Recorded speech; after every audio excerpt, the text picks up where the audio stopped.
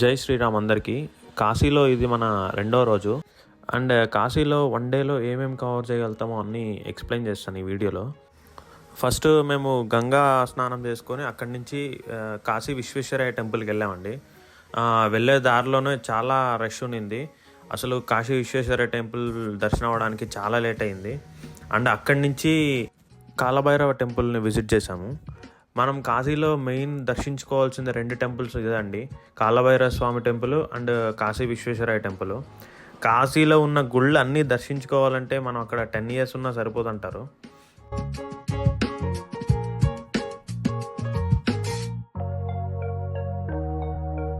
ఇక్కడ ఉన్న రష్ చూసి ఫస్ట్లో భయపడ్డాము, దర్శనం ఎప్పుడు జరుగుతుంది, కానీ త్వరగానే దర్శనం అయిపోయింది.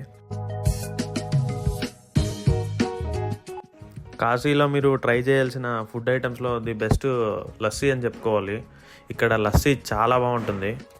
కాశీని విజిట్ చేసిన ప్రతి ఒక్కరూ లస్సీని ట్రై చేయండి, చాలా బాగుంటుంది.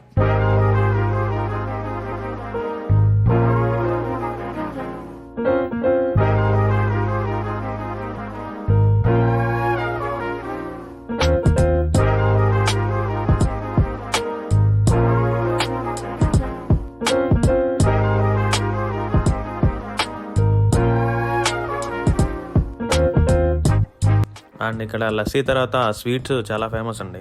స్వీట్స్ కూడా ఖచ్చితంగా ట్రై చేయండి.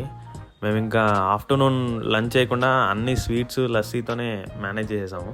కానీ చాలా బాగుంటాయి స్వీట్స్, ఇంటికి కూడా తీసుకొచ్చాను నేను.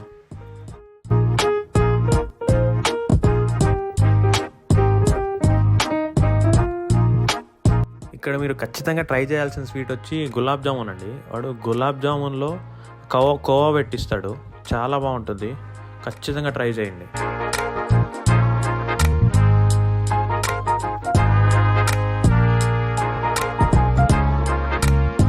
అండ్ ఇక్కడి నుంచి నెక్స్ట్ మేము వెళ్ళిన ప్లేస్ వచ్చి హరిశ్చంద్ర ఘాట్. చాలామంది కాశీకి వచ్చాక హరిశ్చంద్ర ఘాట్ని ఖచ్చితంగా విజిట్ చేస్తారు, ఎందుకంటే చితి ఆరని చోటు హరిశ్చంద్ర ఘాట్ అంటారు. అసలు ఇతన్ని చూడండి, అన్ని కట్లెత్తుకొని అంత హైట్ ఎలా ఎక్కుతున్నాడో. ఇక్కడ ప్రతి ఒక్కరూ కష్టపడతారండి, ఎవరు ఊరికే డబ్బులు తీసుకోవాలి అనుకోరు.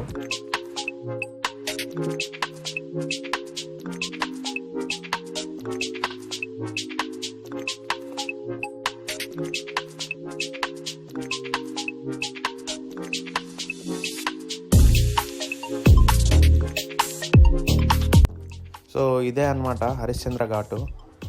డే అండ్ నైట్ ఈ మంట అలాగే వెలుగుతూ ఉంటుందండి. ఇక్కడ రాత్రి పగలని ఏం లేదు. పర్ డే 100 to 200 బాడీస్ వస్తాయని చెప్తుంటారు అక్కడ. అండ్ మా కళ్ళ ముందరే మేమున్న 10 minutesలోనే ఒక 3-4 బాడీస్ వచ్చాయి. ఒక్క మాటలో చెప్పాలంటే you can see life and death in Varanasi bro.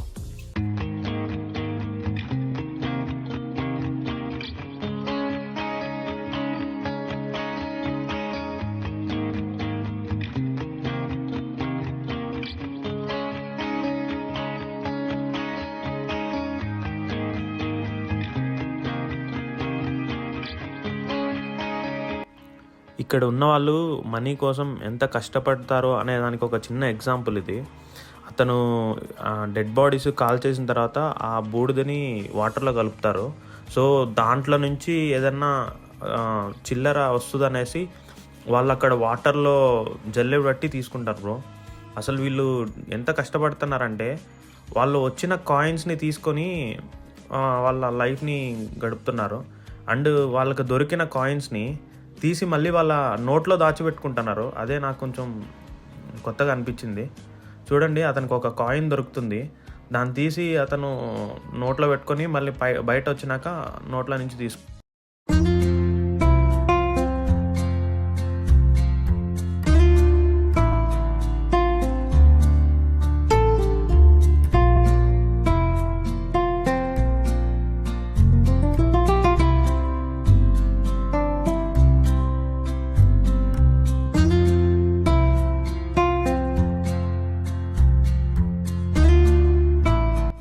మీకున్న ఈగో, మనీ, పవర్, యాటిట్యూడ్ అన్నీ ఒకరోజు వదిలేయాల్సిందే బ్రో.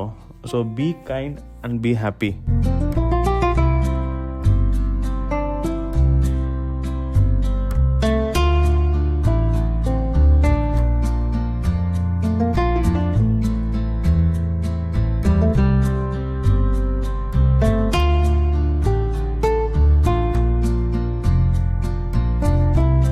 అండ్ ఇక్కడి నుంచి మేము బోటింగ్ స్టార్ట్ అయ్యాము. ఇక్కడ కాశీలో కూడా బోటింగ్ ఉంటుంది. ఆ బోటింగ్ చాలా ఫేమస్ అండి. ఈవినింగ్ టైం బోటింగ్ చాలా బాగుంటుంది. And per head 50 rupees cost అంతే, ఎక్కువ ఏం పడదు. అండ్ ఇక్కడ కూడా బార్గెనింగ్ చేయాల్సిందే.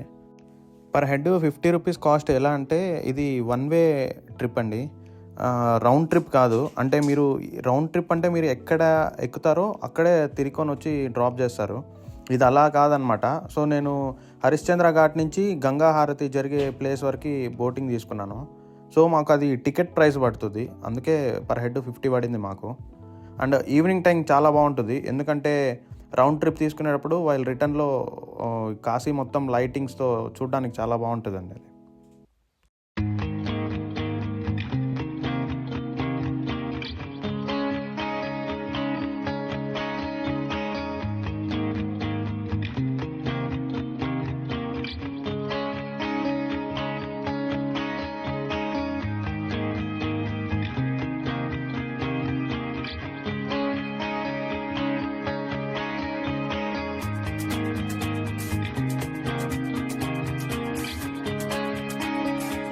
సో మేము మా బోటింగ్ హరిశ్చంద్ర ఘాట్ టు హసన్ ఘాట్ తీసుకున్నాము. అండ్ ఫస్ట్లో చెప్పినట్లు హసన్ ఘాట్లోనే ఈ గంగా హారతి జరిగేది. మనకి కాశీలో మెయిన్ గంగా హారతి హసన్ ఘాట్లోనే జరుగుతుంది.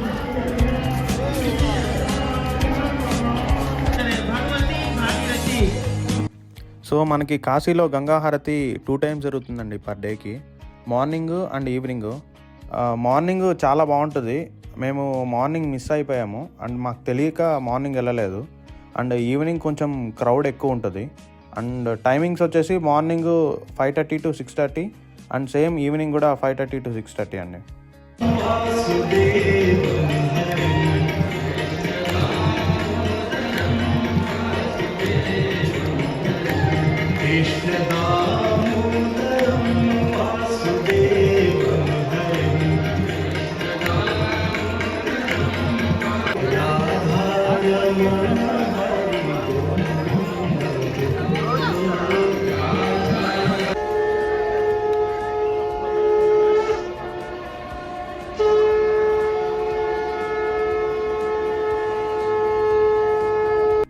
సో ఇలా గంగా హారతి జరిగేటప్పుడు మధ్యలో శంఖం ఊదుతారు. అప్పుడు చాలా బాగుంటుంది వినడానికి అండ్ మనకి ఖచ్చితంగా గూస్ బంప్స్ వస్తాయి.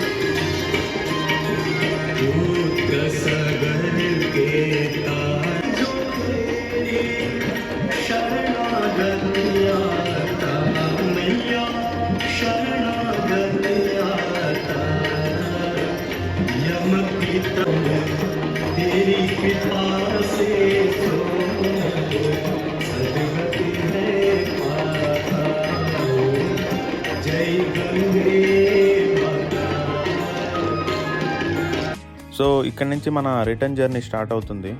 సో రిటర్న్ టు చిత్తూరు అనమాట. And stay tune to next video. హర హర మహాదేవ్.